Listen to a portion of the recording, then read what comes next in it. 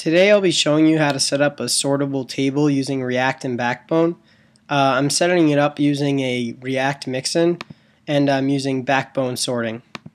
And you can see all of these work, sort direction, and sorting. And I'm using a fake JSON API to get fake user data. I'm using Middleman for my framework, which is just a basic static site generator. And I'm using Bower for my assets. So I have jQuery and underscore for Backbone, React, Backbone React component to interface Backbone to React, and then Bootstrap for stylings. Let me go over the basic structure I have laid out for now. So I just have a home page wrapper for the index page. This is so we can render the React component into it. For styles, I just have bootstraps, and then I just added some stylings for the header of the table. For layout, I just added font awesome, nothing else besides that. I also have the bootstrap container. Then in JavaScript, I have collection, which is the user collection. So this goes to the JSON API and gets the user data. It also references the user model, which is just a Backbone model. And then we have a React component, which is the user table. And all this is right now is just a title at the top saying Backbone React Sortable Table Screencast. And what happens is when this JavaScript file gets loaded, it initializes itself as a user collection, and then fetches, and then renders the user table with the collection property defined as users. And Backbone React component picks this up and allows you to interface with Backbone React component. You can watch my screencast on Backbone React component if you want to learn more about that. The last two things in the JavaScripts are the app scope, which I just namespace the app to the window, so that way I can easily have the mixins, models, and collections access each other. And then I bring it all together in the application.js file. And just to show you what we're starting with, it's just literally a header. So let's start by just displaying the data in a table, and then we'll do the sorting after. And since the JSON object returns a lot of data, like address, company, email, name, I want to make it so we can define which attributes we want to display. So I'm going to make a sort types object on the outer component. And the key in this object is what attribute in the JSON object we're going to display. And then the value in this object is the title that will go in the th element of the table.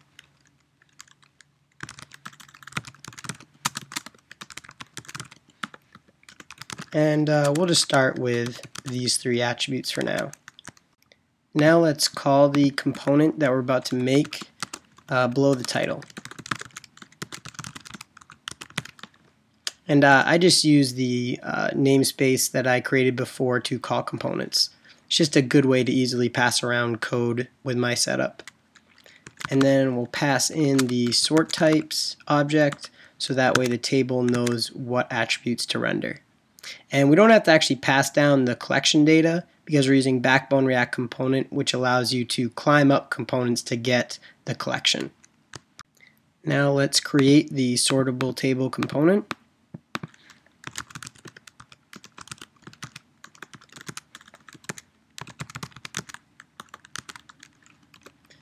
And this is just initializing for my coffee script because it just allows me to write cleaner render code.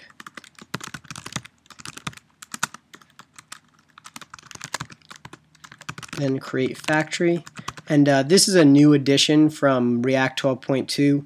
If you're using non.jsx, you just have to call React.createFactory on a React class if you're going to render it into the DOM. So I just call these right after each other. Don't worry about these too much. And then we'll get to the render code. Oh, I forgot the tr element. And I also have to add in the mixin for Backbone React component. and this allows me to call get collection from this component. And now let's make the table.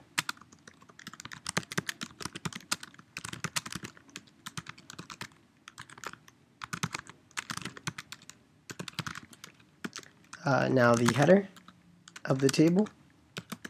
And now we just need to loop over the sort types object and create a th element for each sort type. And we'll have a key on this just for React so it doesn't complain. And then put the title there. Now let's go to the t body.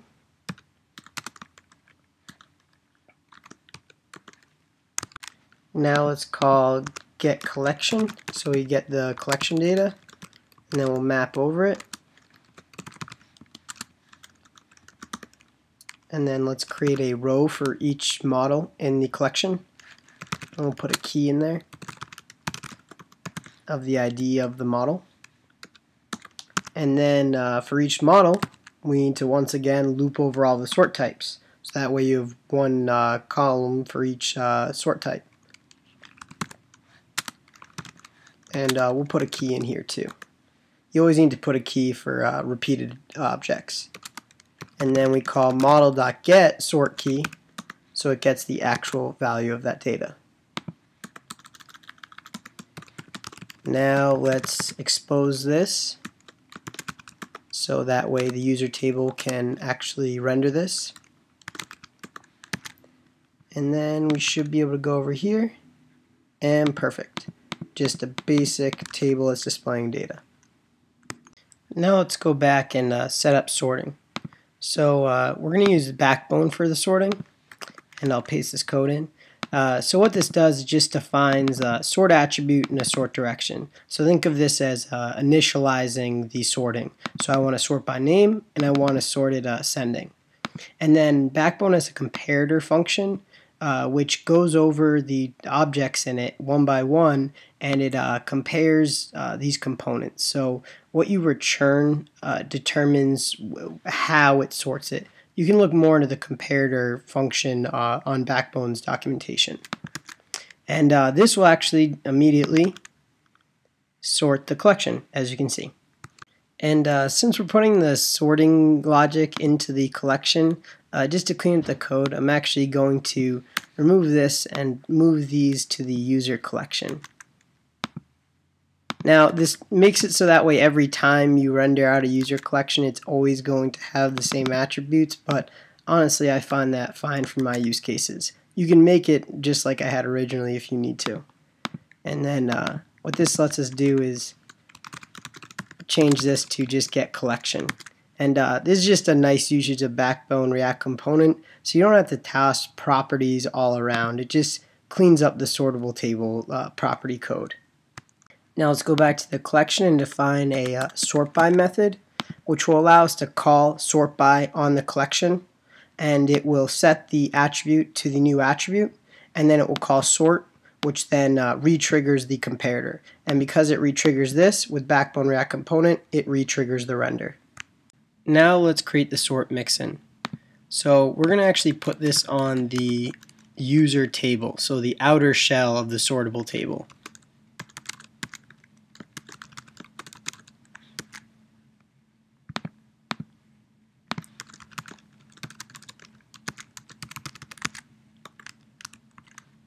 So what it has is a sort collection method and a sorted data method. So the sorted data method is going to be the data that is now passed into the table. So before we were just calling get collection, but now we're going to call this, which gets the collection, and then it sets the direction to the state of the direction, and then it calls sort by, which we defined over here, and it passes in the state attribute. And then that will sort it by the attribute with the correct direction, and then it returns the sorted data. And then the sort collection method is called on the table headers, and when you click them it will activate this. So it will start by giving it a sort direction of 1, and if the sort attribute was clicked after it was already active, then it flips the direction, and then it sets the state. And the initial state we get from the collection where we defined it right here. So these are the starting sort attribute and direction. So it's going to sort in ascending by name. Now let's go back to the user table component, and what we're going to do is pass in data, and it's going to call the sorted data method from the sort mixin. So mixins reveal these methods to whatever component you put them on. So the user table has access to sorted data and sort by. Oops, and this is actually should be sort collection. So and then we also reveal the sort collection method, so that way we can have the table headers trigger the sort collection method. So now all we have to do is have the table headers activate this sort collection method. So now let's go in here, on click, sort collection dot bind.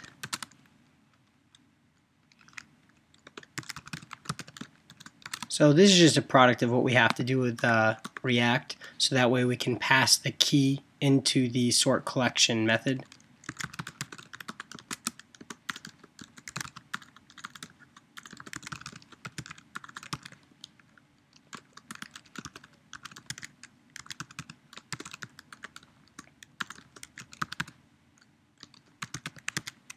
And last, let's add a Font Awesome icon, so that way we can tell what direction and which attribute is being sorted. So it starts with a title, adds a space, and then if the sort attribute on the collection equals the sort key, then it checks the direction, and then it makes caret down or caret up based on that direction. So now we can go back to the table. Oops, I need to define I in here. And there we go. Now all these columns are sortable. And another cool thing about this is we can easily remove attributes, and it works perfectly. And you can add as many as you want to.